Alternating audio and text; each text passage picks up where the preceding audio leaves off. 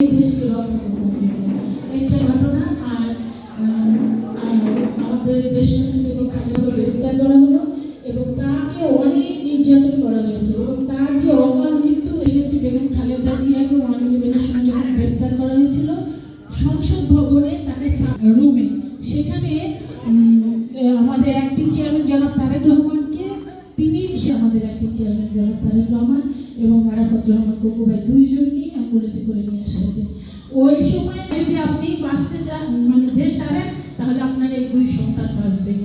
পরে ওই সাবজেক্টের মধ্যে এত অঝরে কান্না করেছে, কান্না করে তার দুই সন্তানকে করেছেন, বলেছেন একটা আমাদের কেন্দ্রীয় কমিটির একটা মিটিংয়ে, এবং বলছে যে আমি তখন আমার দুই সন্তানকে দিলাম, কিন্তু আমি এই দেশ ছেড়ে, দেশের জনগণকে ছেড়ে আমি কোথাও যাব না, এই দেশেই আমার জন্ম। এই পারেন একজন নেত্রী তার দুটা সন্তান নির্যাতনে মৃত্যুর মুখোমুখি, তারপরে তিনি তো সেই কারণে 111 প্রতিহত হয়েছিল একমাত্র দেশনেত্রী বেগম খালেদা জিয়ার আপসীনতা। কেন্দ্রীয় কমিটির সংগ্রামী অন্যতম সদস্য, মাদারীপুর জেলার নির্বাচন 2018 সালের নির্বাচনে যদি বিএনপি যেত তাহলে আমাদের দেশনেত্রী বেগম খালেদা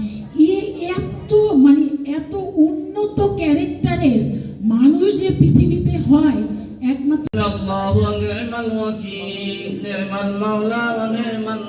আল্লাহ যত নেতা আছে, আল্লাহ নেত্রী আছে, সবাইকে আপনি কবুল করেন।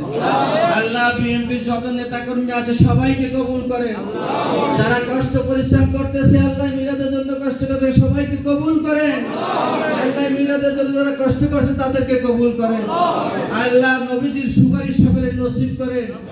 মরণ তো লাগবেই, মরণ তো হবেই, না মরিয়া পারবো না।